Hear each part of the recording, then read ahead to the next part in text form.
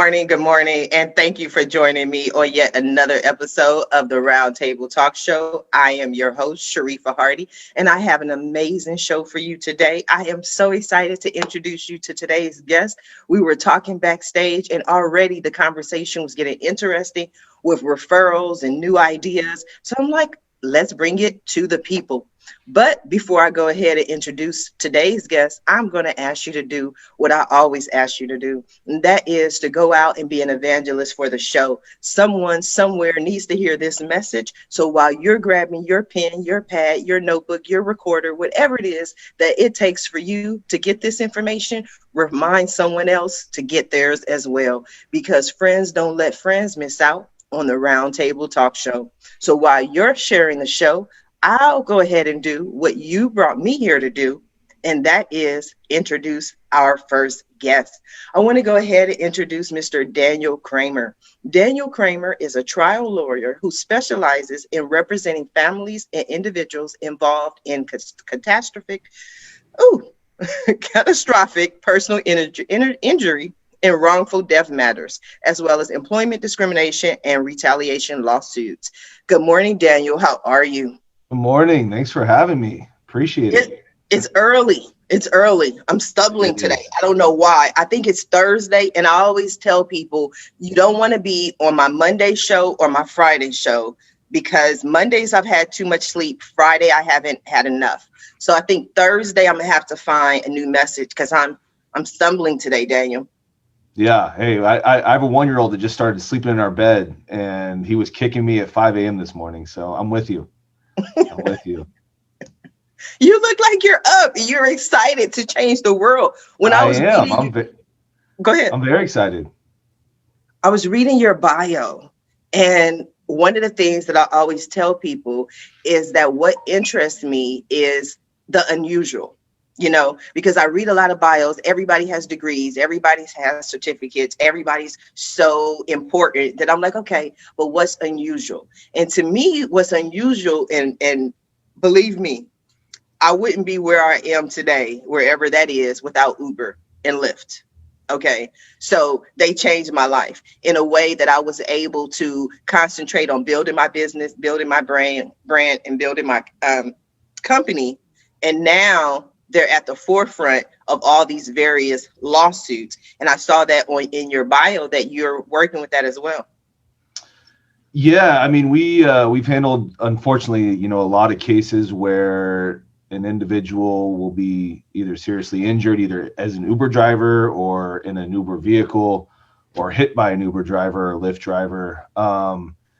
And usually in those situations, if the Uber driver's on the clock, Uber would be responsible. And so if someone is severely injured or killed, the family can sue Uber. And, importantly, the Uber driver who did harm the family or the individual, they would have the financial backing of Uber, the company, to protect them, so that all their assets or all their money and houses aren't taken away from a lawsuit. Unfortunately, now in California, we had a proposition that just passed, Prop 22.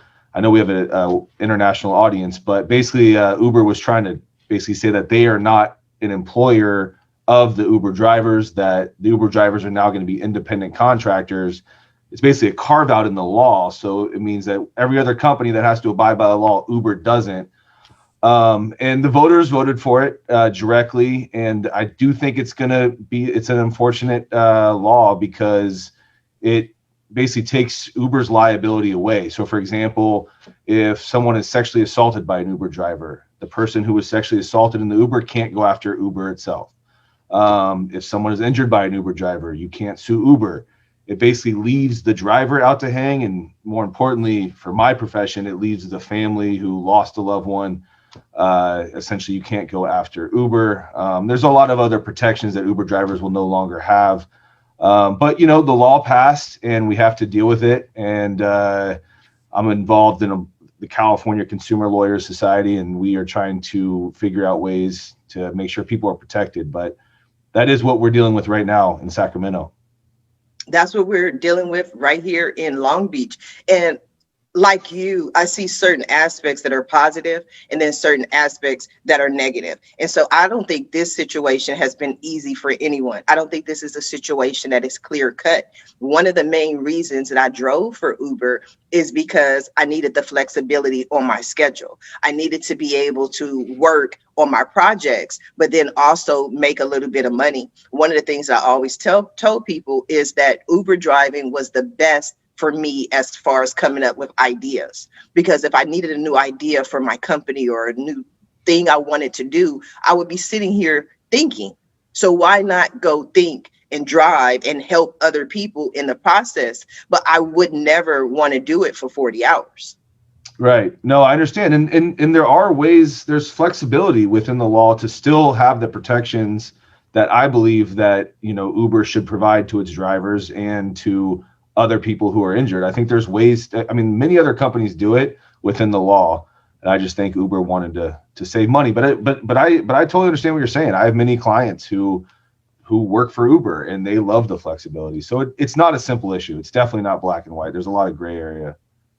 Yeah, well, I take a lot of Ubers, and as a client, like I speak to a lot of drivers and I get a lot of their perspectives, and they love it because it gives them the flexibility. It's like extra income. They feel like they're their own boss.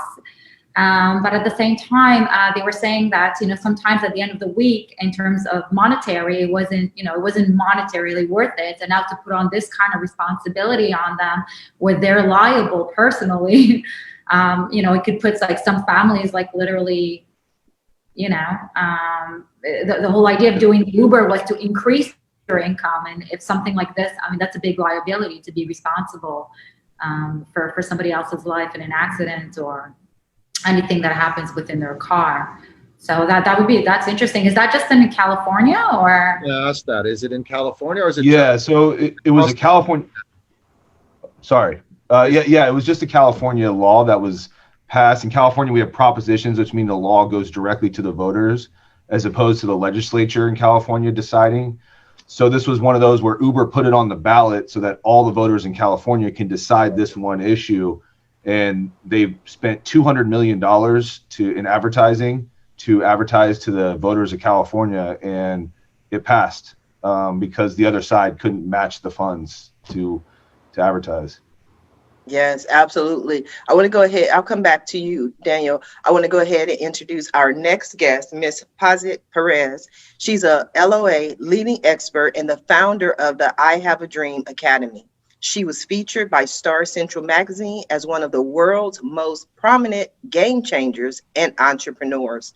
She is the creator of the award-winning Vision Portraits, published author, and coach on demand, specializing in teaching individuals to powerfully accelerate the law of attraction to start creating love, wealth, and success in their life immediately. Good morning, Pazit. How are you?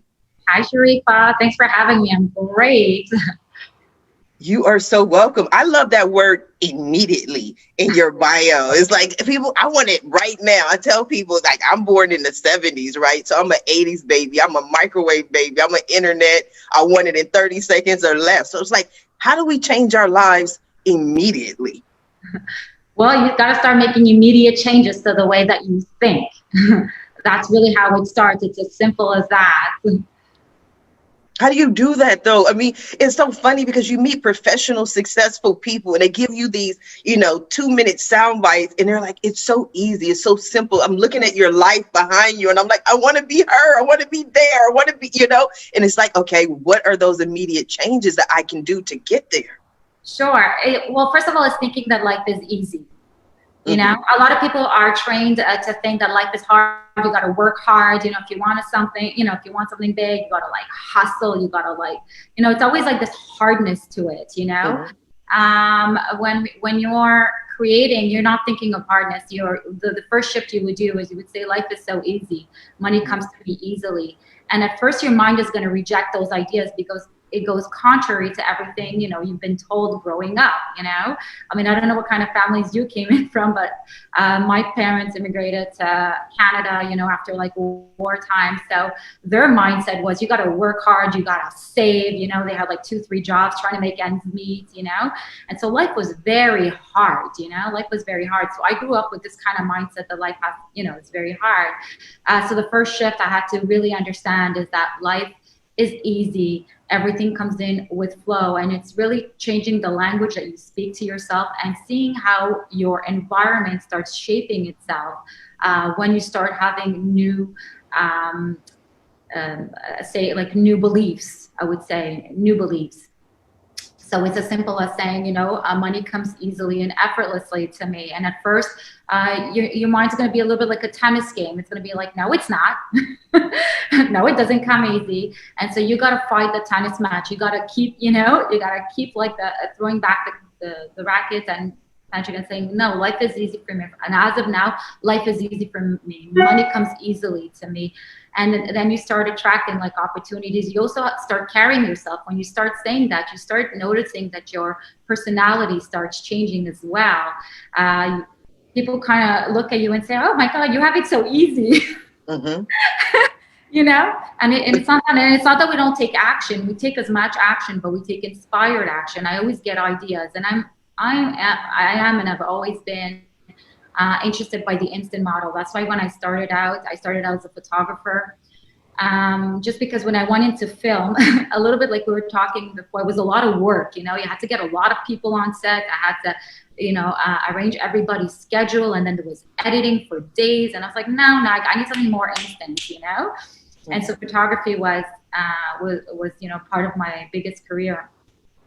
And then the coaching on demand, which I do as well, it's very instant. You don't need an appointment. I was thinking, when I have a question, I mean, I don't want to wait till next week to reach out to somebody. I want an answer now, so I can get my life going as fast as possible in this moment, So that's where the coaching on demand came. I was asking a question like, how can I help more people? How can I reach out more people? How can I be more instant? And then this idea. That's my question. That's my question. You took my question from me. How can I reach more people? How can I reach more people instantly? I've got to get the Roundtable Talk Show out there. Well, you keep asking that question, and something will come. By asking that question, something will come into your, an idea will pop into your mind. Now, when the idea pops into your mind, you have to run with the idea. You can't just be like, no. So when I asked myself this question, I wrote it on a piece of paper. How can I reach out to more people? How can I be more accessible? Because I have like an elite course, and it's a couple $1,000. But I was saying, I was hearing out a lot of people that was saying that, right now I don't have a couple $1,000, and I still wish I can get you to help me. And so one night I was thinking, how can I? I was asking that question over and over. And the idea of the hotline, like the psychic hotline, popped on my screen. And I was thinking, oh my gosh, like those 1-800 numbers where you could just call and reach out. And it's just like, it's like $2.99 a minute. Everybody can afford, like 10, 15, 20 bucks. Like it's easy, And right there and then it was amazing. So the next day I was like, okay, I love the idea. I felt inspired by it. I knew that it answered all my demands, which was I wanted something that was instant, something that was easy to set up. And right away I started looking for how do you get a 1-800 number, And then I reached out to this company, which was called Pay-Per-Call. And as soon as I reach out to the guy, he starts talking to me about the law of attraction and how we attract one another. And right away, there was many companies, that would do it. But as soon as he talked about that right away, I knew he was the one. And I don't want to cut you off, but that's what I tend to do here at the Roundtable Talk Show, because I know we're going to go a lot further, which I want to do as part of the show. But I want to go ahead and introduce our next guest, Mr. James Hammett. James, with his utterly impressive 25 plus years career, is a beauty maven guru who is obsessed with achieving absolute perfection. James oversaw several major launches as head of creative services, producing and casting at Clairol, Natural Instincts, Nice and Easy, L'Oreal Brands, Matrix, and so many more. Good morning, James. How are you? I'm fantastic today, actually. I've been super excited to see you. I've been waiting. Yeah. It's been like almost 70 days. So I think. And then I was like, gosh, I have to wait that long to be with her. I told Lynn, I'm like, no, that's not right. How do I get on earlier? I guess I can't. So let's just play it out. But yeah, yesterday I looked. I like that. People tell me that, and then they get mad at me. They're like, they go to the website, and then they come back, and they're like, well, you're booked until December. And I'm like, okay, I don't know what you want me to do. You want me to kick Daniel off so you can have a seat? Like, I don't know what you want from me. Just to add 6 more little squares on the screen, that's all. So we can so we can come on here and there. That could be an idea right there, right? Yes, thank you. Bigger, build it out bigger, or bring in someone just for a few minutes, to plug into a discussion that has to do with something crazy. I don't know. Anyway, it's a pleasure. It's a pleasure. Thank you. It really is. Yeah. So, yeah. Tell us about you, James. We want to hear about you. We already heard some great ideas. It's so hi everybody. It's really good to be here, honestly, sincerely. It's a cloudy day here in New York, but and in all of this, especially in Manhattan, on an island, MASAMI launched in New York in February during Fashion Week. And then we immediately afterwards were in the process of signing contracts to go into a major distribution network online for beauty and cosmetics. And also we were going to launch in 3 months in a group of salons called Spoken Wheel, which is, it's very high end, incredible color, incredible dry cut.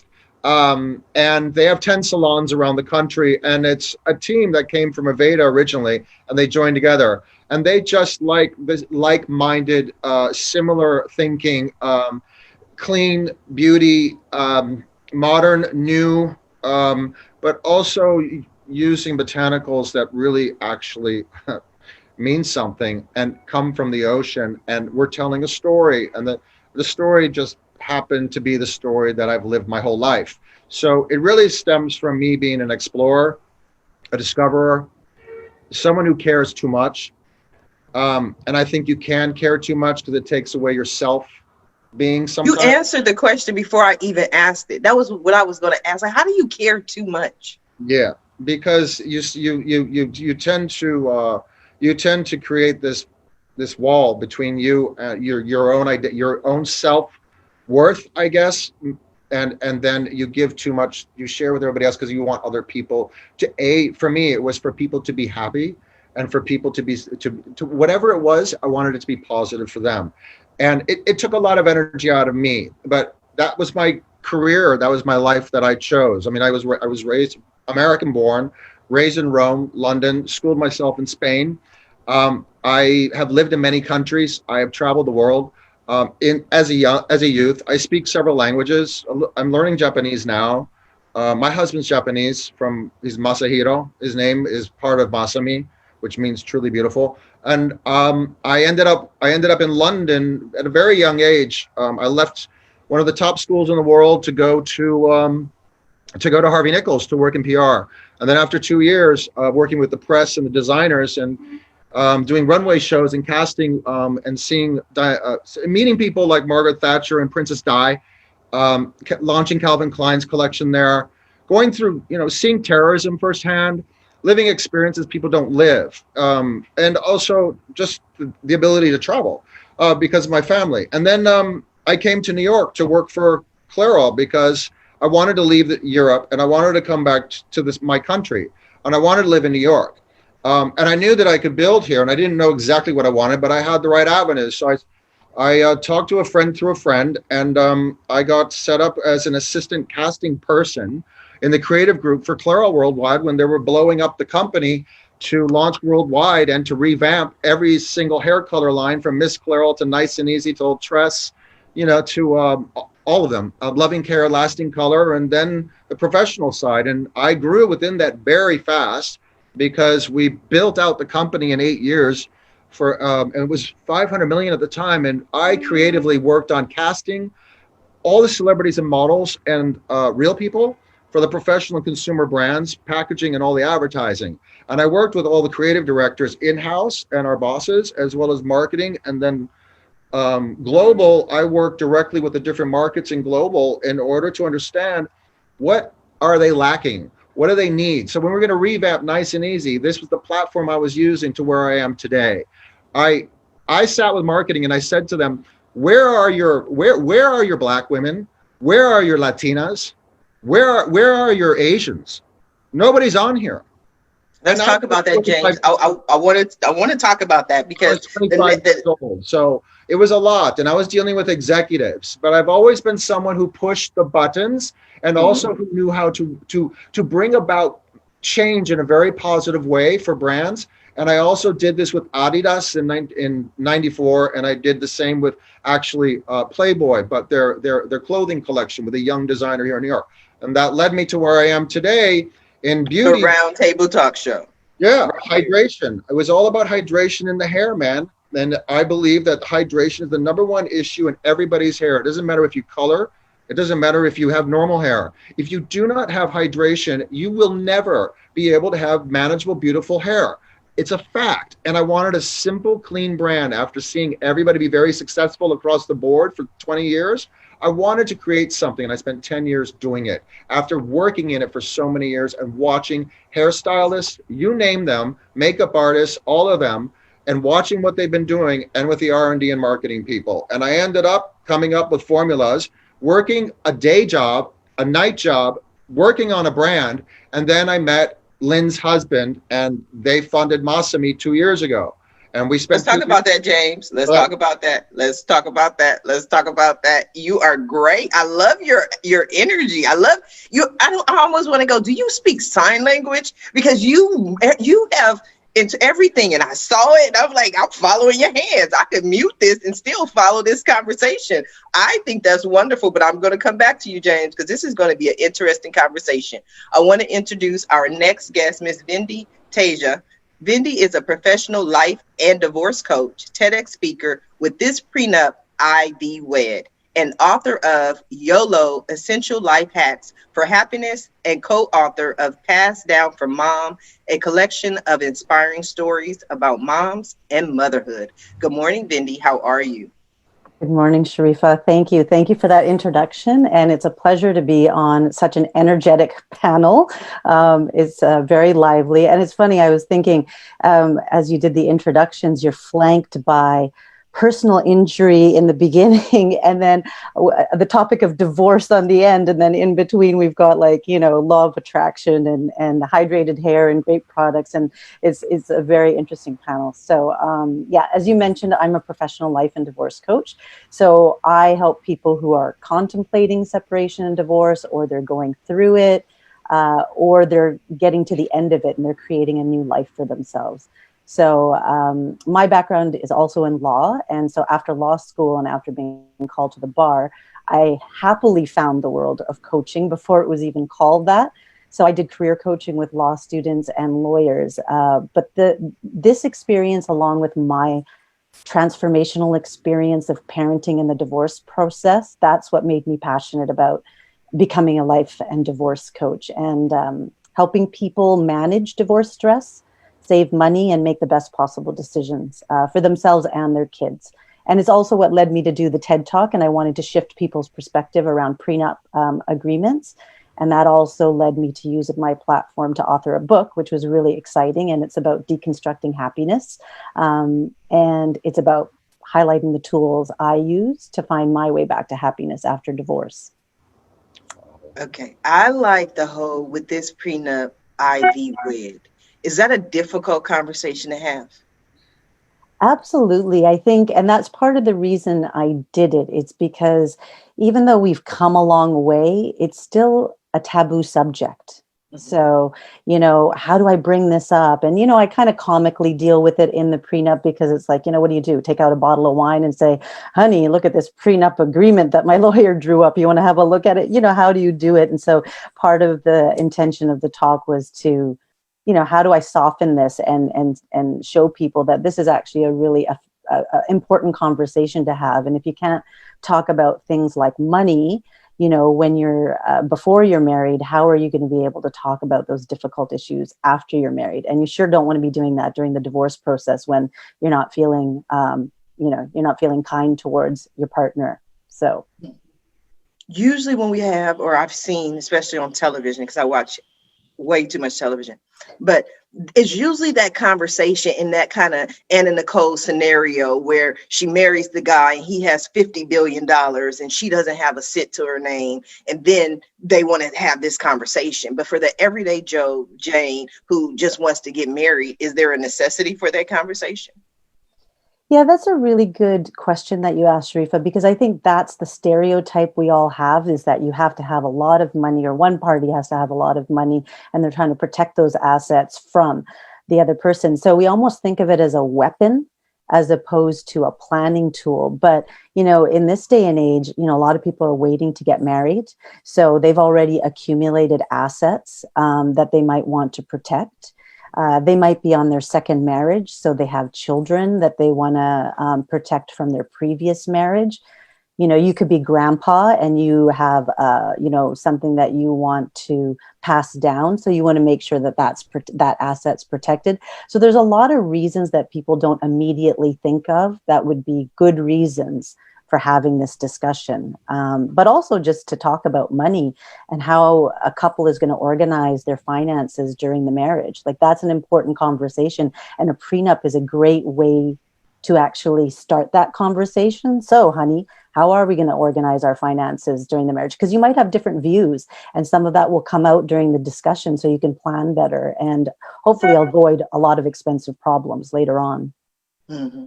You were born with that coach voice. You got that natural coach voice. You know what I mean? Like, this is a divorce process. Everybody's mad. Everybody's yelling. Vindy's like, well, let's discuss it. Let's think about what's going on and what we're going through. Like, it works, though. You got that calming. Is it just me, Pazit? I know you heard it, too, in her voice. Yeah, totally calm. And I love her, I love what she's saying. And also, I find, like, in today's day and age, it's true that a lot of people, like, we have assets at a younger age, so it's definitely a conversation you want to have, and you want to make sure that you're on the same page, because one of the biggest reasons for separation and divorce is money. So you want to have that money conversation, not be shy about it, be open about it, from the get-go. And the more you can be aligned with your partner, I think it can only create more harmony in your relationship. So yeah, have that conversation. Absolutely. Yeah, that's great. I had a guest who was a lawyer on one of the previous shows, and one of the things that she kept saying repeatedly is that to talk to a lawyer before, or to bring a lawyer onto your team before things go wrong. And it's usually when something happens, then we freak out and we're like, oh my God, I need my lawyer to protect me, especially in business, maybe in life, we don't have anyone on board. Have you found that to be true, Daniel, that people, life happens and now all of a sudden they're calling you? Yeah, well, I mean, that's literally what I do. I mean, I only represent people in families, or for, women or men who've been harassed at work, wrongfully terminated, and they have to come to me in the worst circumstances. Like, I'll have to meet them at the hospital, for example, go to a funeral. I mean, really, really awful stuff where no one should ever want to have to hire me. But yeah, I mean, so you can't prepare for those things. But I think when you're choosing a lawyer, you want to find someone who will actually go to trial, who's willing to take on the biggest and most well-funded, corporations, defendants, governmental entities, whoever it is, so that, you're fully protected. Mm-hmm. You say harassment. I've been in certain or several situations where I considered it harassment as an employee, but I would look at it as a lawyer most likely wouldn't take that case because it wasn't extreme enough. Or I would think, okay, well, you know what? I don't have the resources to be able to hire a lawyer in order to even fight this situation. So I'll just leave it alone and let it go. Especially, and I don't know, that's why we're having this conversation, what types of cases you handle. But I think especially in like sexual harassment cases while you're at work, sometimes people just chalk it up to the old boys club or the culture, or this is the way things are. Yeah, well, thankfully that's going away, with the whole yeah, thankfully. I mean, I say it's about time, right? Way overdue. Yes.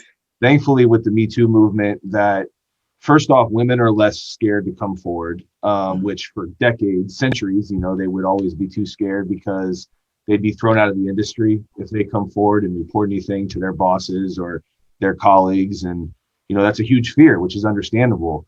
But now we're finding that a lot of women are thankfully coming forward, and they're exposing the really bad stuff that a lot of the unfortunate men in superior positions are doing to them. And the thing about it in my profession is that you don't have to pay by the hour at all. It's all on contingency. So they'll come to us, they'll meet with us, we'll go over their case, go over all the documentation, spend a lot of time with them to really understand what their story is, because you can't look at every single situation as just a number or a payday as a lawyer. You got to look at, this is a human being's story. Every story is different. And it's my job to be the mouthpiece for that person that has suffered usually the worst thing they've ever suffered in their entire life. And so I need to really get deep down and understand what they went through so that I can then go after the person who did this to them and ultimately tell it to a jury, because this poor person is suffering, like I said, the worst thing in their life. I have to be their voice to a jury to convince a jury that first off, the person, the boss that did this to them is wrong. The company's at fault. They should have to pay for this. And then to talk about the human losses that the person has suffered. And it is, losing a job and being harassed is one of the worst things anyone can go through. They're vulnerable, they feel like they can't trust anyone again. They can't get a job again. And, that's why I love doing what I do, fighting for the little guy against these big companies and putting these horrible men that do these things to women, make sure they never do this to anyone else again, and hopefully never have a job where they are overseeing anyone else again. I love that about my job. Yes, I love that too, when you get to fight for the little guy and the underdog. And that's why I felt the passion when James was talking. James just wanted to get out this story, but it was based on his passion and helping people in the hydration. That's probably what I need for my hair. I probably need more hydration. How can you tell when you need more hydration, James? Her hair looks great, by the way. It doesn't look like it needs hydration. You'd probably have natural shine. So no, look, I'm all about detail, and I've always had an eye for detail since I was a kid. So when you look at hair, when I've worked with so much hair, and you've worked with so many artists as a producer, and you're in salons all the time for years, you get to know a lot about texture, get to know a lot about color, get to know a lot about highlighting, about relaxing, about perming, and about all of the hairstyle and all the tools one uses to make your hair look beautiful. But it's taking that follicle and flattening it and destroying the inner cells and the polymers, and it's fatal for your hair. But we, in the 90s, 70s, 80s, I didn't live in this country back then, but I knew, because I was here every summer and every winter, I knew what products we were using, I knew what we were doing, and things in Europe were much more healthy and clean. That's just the way that the standards are in the EU, and always have been, actually.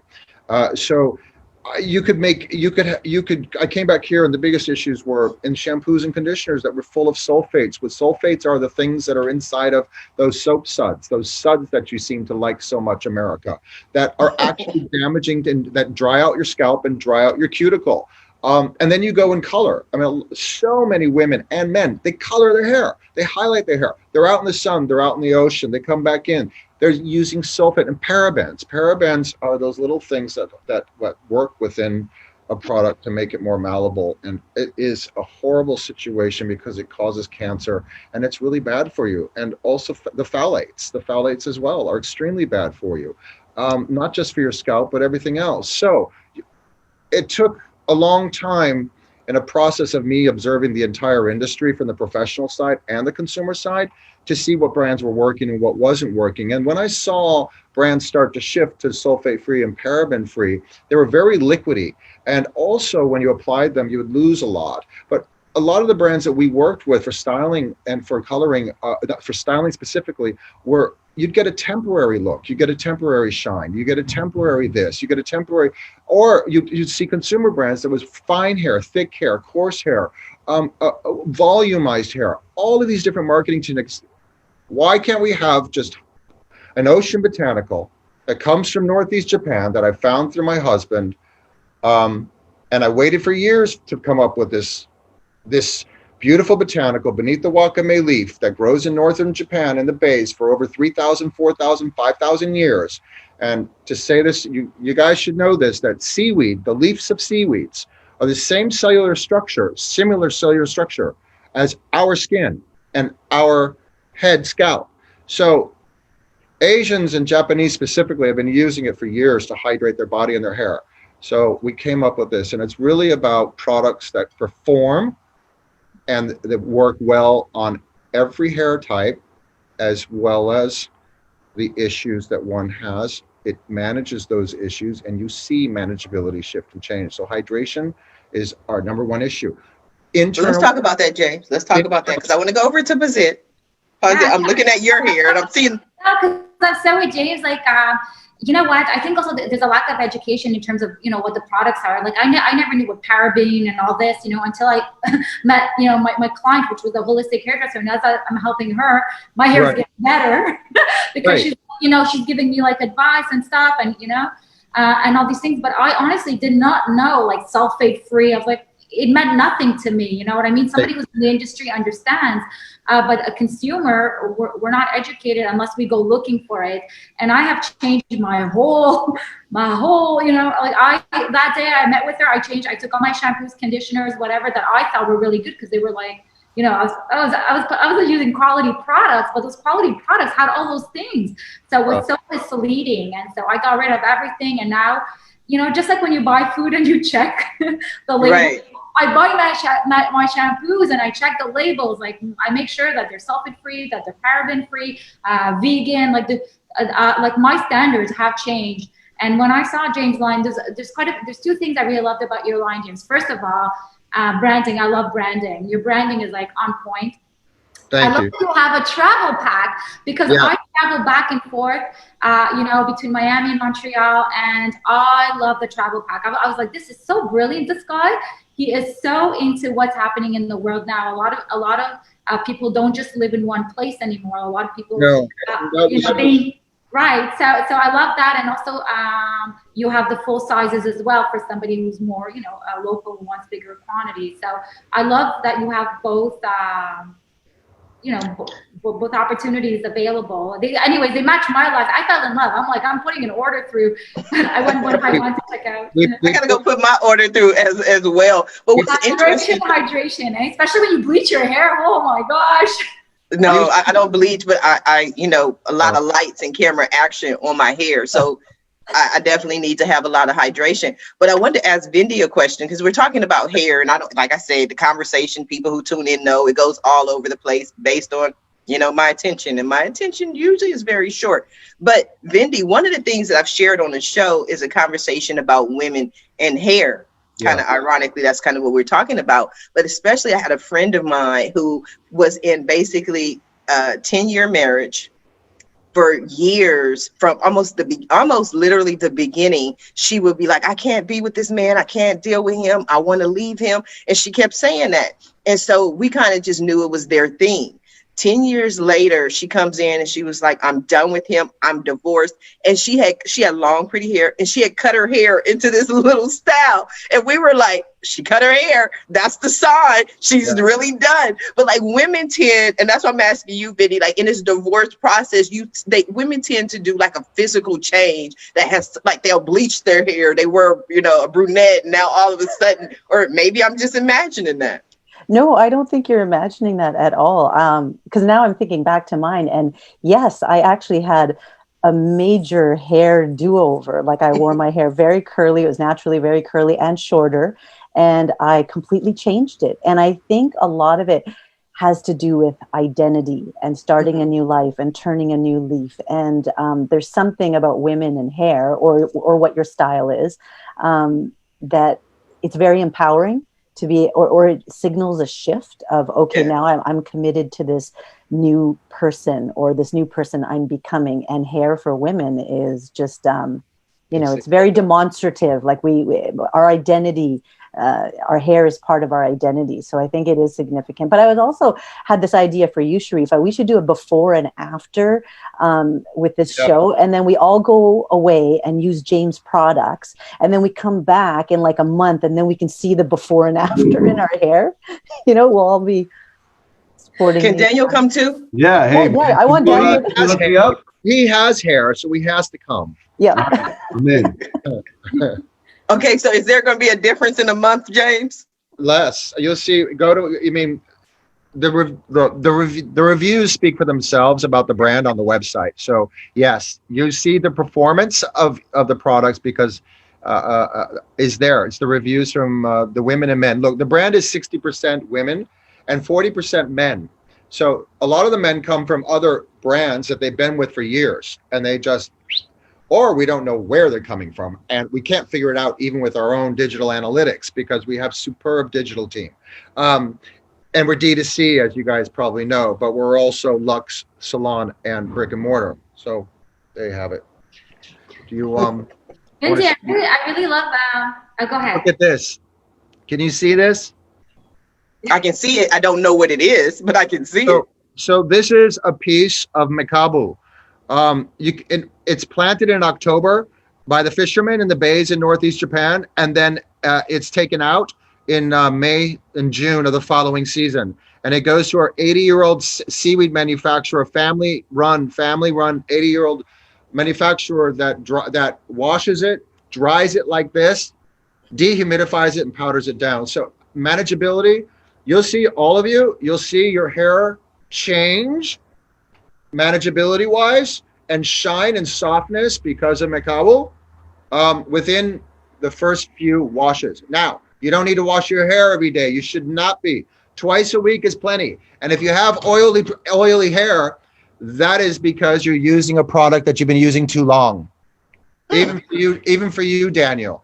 And I have a clean styling cream, Daniel, that your wife will adore because your hair will be silky, manageable, and glossy and shiny with a really soothing scalp. But the fragrance is naturally derived because most fragrances, when it says that on a package, have bad things in them. So your wife with the fragrance would just be in more love. And that way we can avoid Vindy, right? You got the whole team here. Yes, we avoid Vindy with that. With the good. Then once we give it to Vindy, her boyfriends or friends are going. She's going to have more men around her than she wants to deal with. I already have. Yeah. Vindy, believe in yourself. Little post-it that you have behind you, but I was just. I saw that. That's very impressive. Yeah, listen.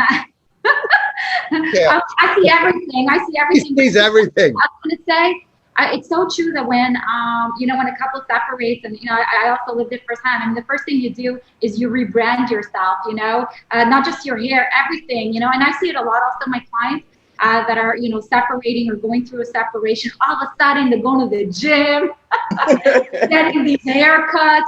They're getting this new, it's like outfits because they know they're going back on the market. So they know how to present their best selves again, right? And sometimes I find that when you're with somebody for a very long time, you can kind of get very comfortable, right? Human nature. So it's always kind of like always seeing yourself going on that, being like that first time, that first date, always showing up. I always say that, always showing up as your best self, even if it's to somebody you've been with for a very long time. When you're dating, you're always on the top of your game. You know what I mean? Yes. You gotta keep that. You gotta absolutely keep that. But true that when there's a situation in life that kicks your ass and kicks you back into, I'm gonna get healthy. I'm gonna get healthy again. I'm gonna take care of myself. Brings you back to self-care, self-love, which is interesting. Yes, Daniel. Do you see that in any of your clients? The transition, because they were harassed, they were bullied at work. Somebody tried to get over on them, and they became they weren't a victim. They took control of their life. They hired you. Do you ever see that transition in their persona or their brand? I mean, especially with the people that are injured, I think one of the biggest things I try to find with someone who goes through a serious injury, it's kind of plateaued. They're going to deal with back pain or leg or something the rest of their life, and they just have to accept it. I love to find the story of the fight in them, that look, this is who I am, but I'm not going to let this define me. So I am going to fight like hell. I'm going to get the treatment I need, and I'm going to be, the best of this version I can be. And a lot of times they have more confidence than they did before because they've accepted what their fate is. And then they've realized that I can be great just with this body that someone else did something horrible to me. And I love finding those stories to tell a jury. Like when I put a client on the stand, I never want to put up a sob story or have them talk about how bad everything is for them. I want them to talk about their story of redemption and how they're not going to let what this person did to them define them the rest of their life, that they're going to fight through this, because people love rooting for a winner, right? Someone who's fighting for themselves, not just a woe is me person. And I think, so I think with those clients, I find it the most where they've reinvented themselves, and it's awesome to see. It really is, because it's so rewarding. And, as their attorney, I try to form that like familial relationship where I have lifelong friendships with my clients. So I think that's super important as an attorney to form that bond. And when I see that redemption quality, I absolutely love it. It makes me really happy. I love that. Sorry, go ahead. Go ahead. Yeah, I was just going to say, I love that whole empowering side. And part of the law of attraction is a lot of people in life, they look for lessons, like what's the lesson in this and what can I learn from this? And we say never look for the lesson, because lessons brings more lessons. We look for the gift. We look for the gift. And just like he was saying, basically use the gifts to empower. What came out of this? Oh, well, I learned about forgiveness. I learned about self-love. I learned about putting myself first. I learned about believing in myself. I learned that if I need help, I can go hire any one of these people on this panel and, get the help that I need, So we're always looking for the gift and the good in everything that happens. And I love his approach, how he empowers people. Daniel, I really love that. Yes. Not making them the victim, especially like I would say in a court situation where you always feel, I love this. A long time ago, I heard there's no justice in the court system because there's a winner and a loser. For real justice to be prevailed, there has to be two winners. Mm-hmm. I like that. Yeah, I like James, that. you were going to say something? No, I was going to ask Daniel. I mean, it sounds like that is the inspiration and that is the drive of your energy that allows you to be successful in what you do professionally. But these relationships and how you help people is what, at the end of the day, is the most fulfilling part of all of this. I wouldn't say it's about, for me anyway, it's not about the money, but I think that there's a thread amongst all of us about what really inspires our energy and drives us to be able to translate that into what we do best. And I couldn't agree more. I mean, like this whole time, you guys are so inspirational, but we haven't talked about money once, but let alone, we're successful in what we do. It's a win-win. I think it really can be a win-win. Can I ask you something? During this time from February till now, I mean, even before that, I mean, I knew that what COVID was doing way before that. I mean, I think all of us did actually, right? In Europe and in China, what it was already doing. But I mean, in all of this, like the impact of COVID has had a good impact, positive impact on Lynn Power, my business partner, and myself as individuals. In just bringing out more of the good of what we can do for what can women and men do at home to take care of their hair that is more natural. How can we share tips with them about, go to your closet one day and look at the ingredients on the, in your cabinet, look at the ingredients on the back of your face cream. Take it from there. Do you know what I'm saying? That boils back to what we're all talking about right now and what inspires us to be who we are. And I'm sure all of us have traveled roads that have had their ups and their downs, but the key, I think, is learnings, but also, and at times, sometimes it takes more than one time for you to learn about something, but also you've got to be aware and be self-aware, but also in your intuition. This goes back to what we've all been saying. It's your intuition. You must become in touch with your intuition and ask questions. I ask a lot of questions, and I also want shit done immediately. I think we're a lot alike, James. I ask a lot of questions. Back to you. People don't get frustrated. People don't react or act in the time that we necessarily want them to. Some do, but others don't. But then something comes when you keep asking for it. Yes. And it can come immediately and it can come easily, is what we learned on today's show. I wanted to follow up though with a question for Daniel and what you were saying about creating their story. I've read or I've been told that as a lawyer, or as an attorney, what you want to do is humanize them so that they're not just a case or just a report for the jury or even for the judge. So is that an aspect of what you do for your clients? That is like most of what I do. I went to a trial lawyers college in Wyoming where we spent 3 weeks without any cell phone. Jerry Spence's trial lawyers college, and they teach you there how you have to develop the client's story. And for me, that means going to their house, seeing how they live, maybe even spending the night at their house. As weird as that sounds, I have to be able to understand what their human story, what is their day-to-day life when they have to brush their teeth and it hurts just to do that, when it takes 20 minutes longer just to get dressed, because you have to see that story, because if I just read it in a memo or in a deposition, I will not get that human connection. And so I spend,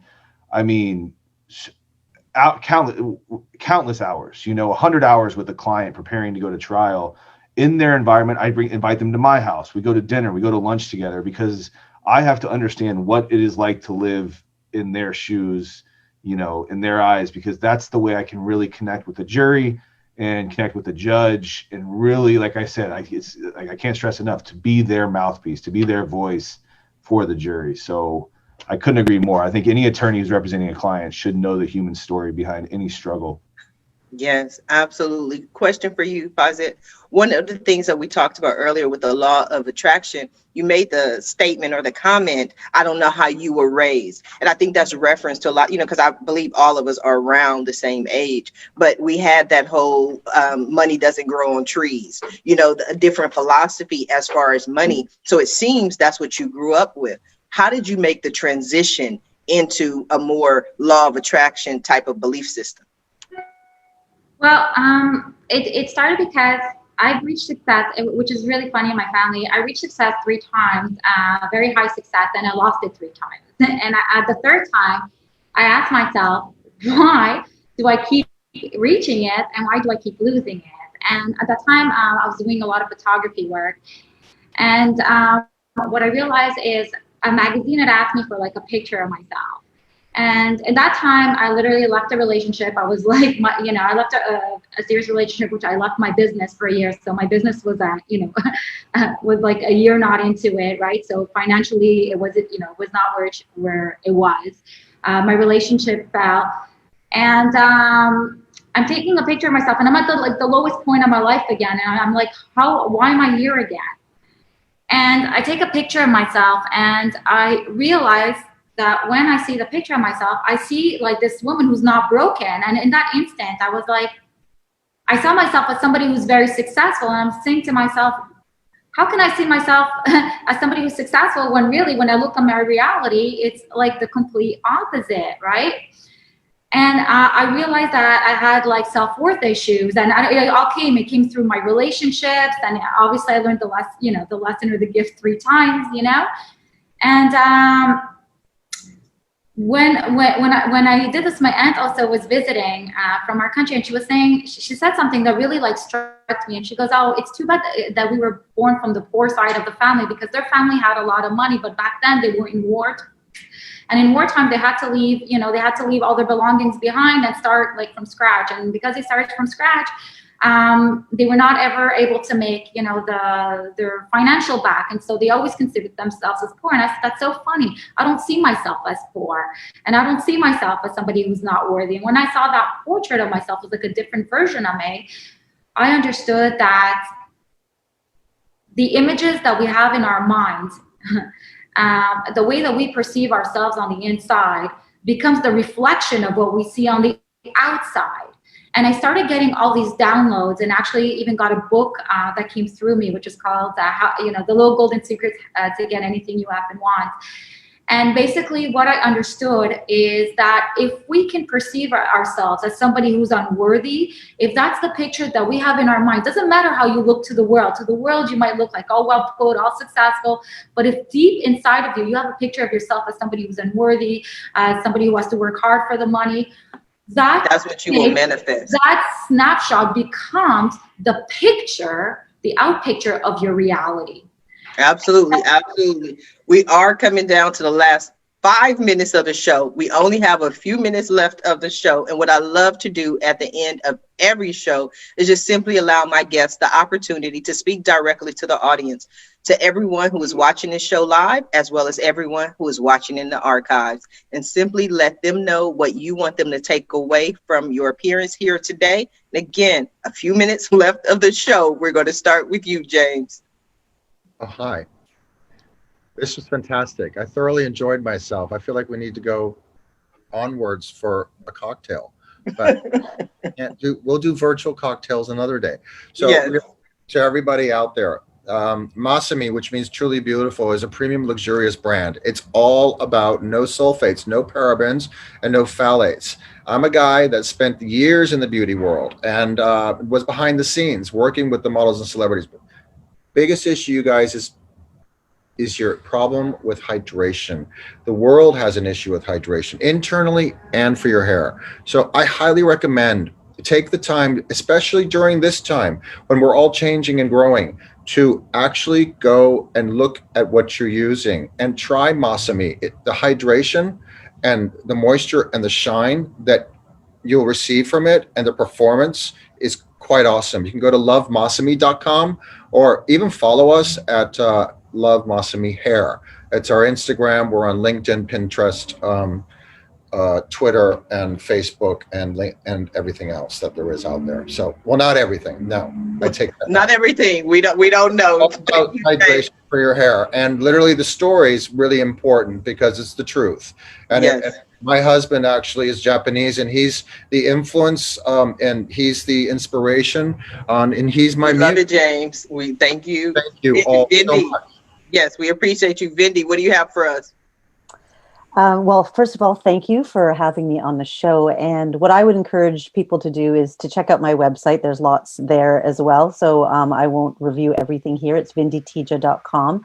And, you know, whether you're going through a divorce or you're thinking about a divorce or you're just having to deal with challenges in your life, and we all have those pesky self-doubts and challenges that we have to deal with, I encourage you to check out my book because it's all about happiness and about the approach to happiness. And I don't feel like you have to be smiling and overflowing with glee 24/7 to be happy. Happiness is not about avoiding problems or challenges or setbacks. It's about knowing how to approach these situations and being intentional about your life and what it has to offer. So that's what I'd like to share. Thank you, Vindy. Daniel, what do you have for us? Yeah, thank you for having me. So I started Kramer Trial Lawyers to represent the people or individuals who are seriously injured or they lose a loved one in an auto accident, slip and fall, car crash, whatever. And we also represent people who are fired either for a disability, their race, sexual orientation, or sexual harassment. But we go all the way. So we are trial lawyers. We fight against the biggest and the best, most well-funded defendants. We never back down. We've had huge verdicts against huge international companies. So, you know, we're Los Angeles based. If anyone, hopefully you don't, but if you ever do, or you know someone that does, you can reach out to us. My website's kramerlaw.com, and all of our info and all of our results are on there. So I appreciate it. Hopefully you guys never need me, but we are here and we fight the good fight. Thank you, Daniel. Pazit, what do you have for us? I'd say it doesn't matter who you are, it doesn't matter where you are, you can always achieve financial wealth, success, and love in your life. Go to www.ihaveadreamacademy.com to make your dreams come true. And on the website, you will find many tips and tools and tricks and blogs and articles that can help you be a magnet to a successful financial future. So start today. Yes, start today. I want to thank you all for being guests on today's episode of the Roundtable Talk Show. And I definitely want to thank everyone who tuned in to watch this show live, as well as everyone who is watching it in the archives. We definitely appreciate your support. Just because you didn't catch the live show does not mean you are not important. You are still important. We still need your support. Please go ahead and share the show, but please don't just watch the show. Don't just share the show. Please support our guests. Visit their website. Check out their products. And Daniel said he hopes he doesn't need you, but we thank him for being there if you do. So visit our guest, and if you want more information on how I can help your business, or maybe you want to pick up tickets to my New Year, New You 2-day teleconference on December 29th and 30th, or maybe you want to be a guest on the Roundtable Talk Show, please visit our website at AskSharifa.com. Until tomorrow morning at 8 a.m. Pacific, everyone have a safe and a blessed day. Bye now.